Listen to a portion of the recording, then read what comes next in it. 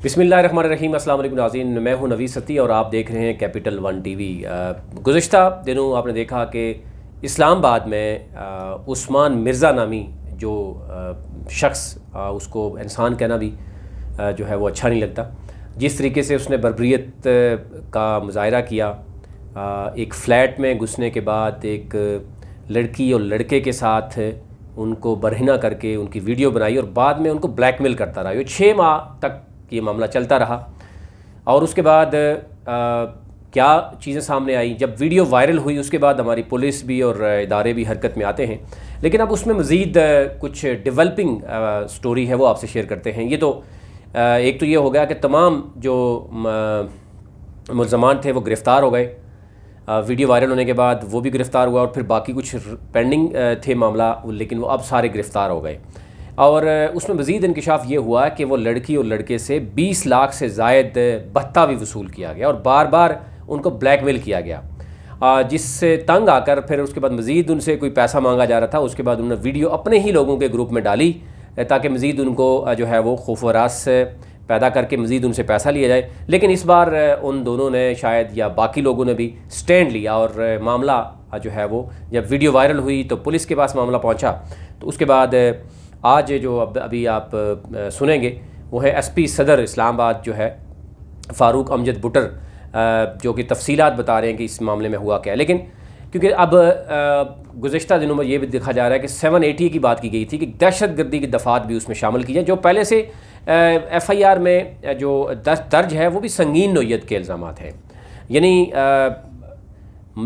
जो ज़मानत की बात करते हैं कि ज़मानत होना दूर की बात, ये भी हो सकता है कि दहशतगर्दी और जो बाकी मामला देखने के बाद ये फांसी की सज़ा भी हो सकती है। लेकिन बहुत से एक्सपर्ट्स, कानूनी माहिरीन ये कहते हैं कि फांसी तो नहीं होगी, लेकिन इसको इबरतनाक जो है वो सज़ा दी जा सकती है कि इस कदर जो है वो इंसान कहलाने के काबिल नहीं है कि जिस तरीके से उसने ये रवैया इख्तियार किया। और ये भी कहा जा रहा है कि वो नशा भी करता है, उसके पास गैर कानूनी असला भी है, वो प्रॉपर्टी डीलर है और इस तरह के मिलते जुलते और भी लोगों के साथ उसकी जो है वो दोस्तियां हैं और वो हमेशा इस तरीके से यानी दहशत फैलाने की कोशिश करता है। जब अब की बार ज़ाहिर कानून की गिरफ्त में आ गया तो अब ज़ाहिर है फिर चीज़ें सामने आएंगी।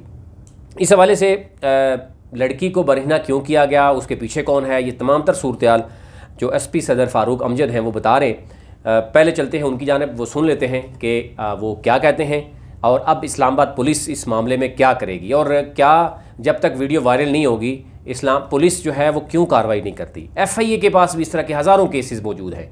जब तक FIA को पहले बता दिया जाता है, पुलिस को पहले बता दिया जाता है, लेकिन पुलिस जो है वो नाकाम होती है। कोई वीडियो वायरल होने के बाद जब वज़ीर-ए-आज़म, अब इस मामले में भी वज़ीर-ए-आज़म ने नोटिस लिया, अब मामला कोर्ट तक पहुँच चुका है। एक 22 करोड़ आवाम यानी सोशल मीडिया जो है वो इस पर बाखबर हो चुका है। और इससे पहले भी जितने वाक़यात हुए, ज़ैनब के केस हो या बाकी मामलात हों, आपने देखा होगा फांसी तक अगर कोई मुलजिम या मुजरिम पहुंचा है तो डेफिनेटली वो सोशल मीडिया या आवाम की पावर की वजह से पहुंचा है। पुलिस और इदारे जो है वो हमेशा शायद ताख़ीर कर देते हैं आवाम को इंसाफ देने में। अब क्या कहते हैं ज़रा सुन लीजिए और उसके बाद बात करते हैं।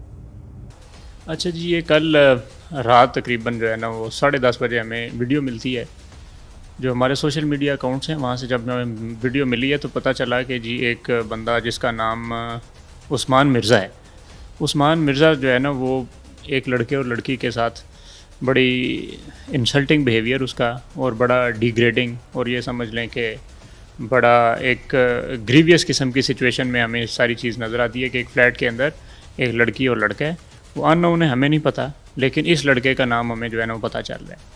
ये उनके साथ बदतमीज़ी भी करता है, उनको मतलब बरहना भी करता है, और ये सारी वीडियोस जो है ना सोशल मीडिया पे चल रही हैं। जो ही ये वाक़या रिपोर्ट होता है तो चूँकि इस्लामाबाद का बीच में आ रहा था तो हम फौरी तौर पे अलर्ट हो गए। तो विद इन 2 to 3 आवर्स हमने इस बंदे को आइडेंटिफाई किया और इसको हमने अरेस्ट कर लिया। जब हमने इसको अरेस्ट किया तो साथ ही हमारी FIR का प्रोसेस भी हमने स्टार्ट किया हुआ था। FIR हो गई, ये बंदा अरेस्ट हो गया, और साथ ही इसकी जो इनिशियल इन्वेस्टिगेशन थी, इनिशियल इन्वेस्टिगेशन में इसने क्लियर किया कि बुनियादी तौर पे ये E11 magnum apartment 4th floor का ये इशू हुआ था। इसके मुताबिक इसने ये फ़्लैट जो है वो रेंट लिया हुआ था, और जब ये वहाँ पे उस फ्लैट में पहुँचा है तो उस वक़्त ये और इसके साथी शायद नशे में थे। तो उसी दौरान इसने देखा कि एक लड़की और लड़का उसके अपार्टमेंट के अंदर है। जब उस लड़की और लड़के को उसने देखा है तो उसी मतलब सिचुएशन में ये हाइपर हुआ है, और उसी सिनेरियो में जो आगे फिर सारी 4-5 वीडियोज़ हमारे सामने आती हैं, ये उसी सिनेरियो का एक रिएक्शन फ़ेज़ है। और ये फ़ेज़ जो है ये बुनियादी तौर पे ये समझ लें कि सेक्सुअल हरासमेंट, इसके साथ साथ जो है ना इंटिमिडेशन, इसके साथ साथ एक इंसल्ट, ये सारी चीज़ें उसमें इनकॉर्पोरेट होती थी। अब चूँकि लड़की और लड़के को फौरी तौर पे ट्रेस करना हमारे लिए पॉसिबल नहीं था, क्योंकि हमारे पास कोई कॉन्टेक्ट नहीं था, तो हमने फौरी तौर पे अपनी मुद्दईयत में, यानी पुलिस की मुद्दईयत में SHO ने थाना गोल्डा की हद में फौरी तौर पे FIR दे दी। लड़की और लड़का ट्रेस हो गए। हमारी कोशिश है कि उनको मतलब जाके उनकी स्टेटमेंट भी रिकॉर्ड कर लें। यकीनी बात है वो विक्टिम्स हैं और उनके साथ हमारा जो है ना एक सिंपैथेटिक एटीट्यूड भी है। हम नहीं चाहते कि उनको भी फ़िलहाल फौरी तौर पे जो है ना पब्लिक के सामने लाया जाए। हम चाहते हैं कि उनकी स्टेटमेंट ज़रूर रिकॉर्ड की जाए, लेकिन मतलब इस तरीके से कि उनके कोई फीलिंग्स हर्ट ना हो। सेकेंडली, पब्लिक को डायरेक्ट फेस ना करना पड़े, क्योंकि ये एक उनके लिए बड़ा ह्यूमिलिएशन है। तो वो ट्रेस हो गए हैं, लेकिन अभी उनका नाम लेना मुनासिब नहीं है। लेटर स्टेज में हम आपसे ज़रूर ये शेयर कर देंगे। सेकेंडली, इसके साथ जो है ना वो 3-4 और लड़के थे, जिनमें से 2 लड़के हमने अरेस्ट कर लिए हैं। एक का नाम फ़रहान है और एक का नाम अताउर रहमान है। तो फर्दर इन्वेस्टिगेशन हमने उसमें फिर 2 दिन का रिमांड ले लिया, तो फिज़िकल रिमांड के दौरान चीज़ें हमारी क्लियर हो जाएँ। अच्छा, इस चीज़ में देखें, हमारी जो पुलिस का जो फ़र्स्ट हैंड रिस्पॉन्सिबिलिटी थी वो ये थी कि FIR रजिस्टर करें और उसको अरेस्ट करें।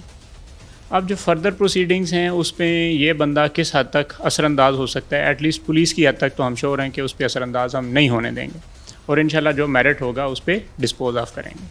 तो मेरा नहीं ख्याल कि वो बाअसर है या नहीं है, उससे फ़र्क नहीं पड़ता। फ़र्क इस चीज़ से पड़ता है कि हम किस हद तक इसको सिंसेरिटी के साथ परसू करते हैं। अच्छा, वो चार्जेस तो डिपेंड करता है कि हर सिचुएशन जो है ना, हर सिनेरियो डिफरेंट होता है, और सेक्शंस ऑफ लॉ भी उसमें डिफरेंट अप्लाई होते हैं। हमारी तरफ से ये था कि जी ये चीज़ अनअटेंडेड ना रह जाए, और जहाँ पे भी इस तरह का मसला हो कि हमें मुद्दई ना मिल रहा हो और किसी के साथ ज़्यादती हुई हो, तो पुलिस मुद्दई बनती है, और हम इस तरह के सैकड़ों केसेस करते रहते हैं। तो इसमें भी हमारी जो इंटेंशन थी वो यही थी कि हम मतलब इस चीज़ को अनअटेंडेड ना छोड़ें, और जो किसी के साथ ज़्यादती हुई है वो बाद में भी हम ट्रेस कर सकते हैं, और हमने वो बंदे ट्रेस कर भी लिए हैं। जी बिल्कुल, वो खैर खैरियत से हैं और इंशाल्लाह हमारे साथ जल्दी राब्ते में आ जाएंगे, और हमारी कोशिश है कि हम उनकी स्टेटमेंट लेके उनको जो है ना शामिल तफ्तीश करें।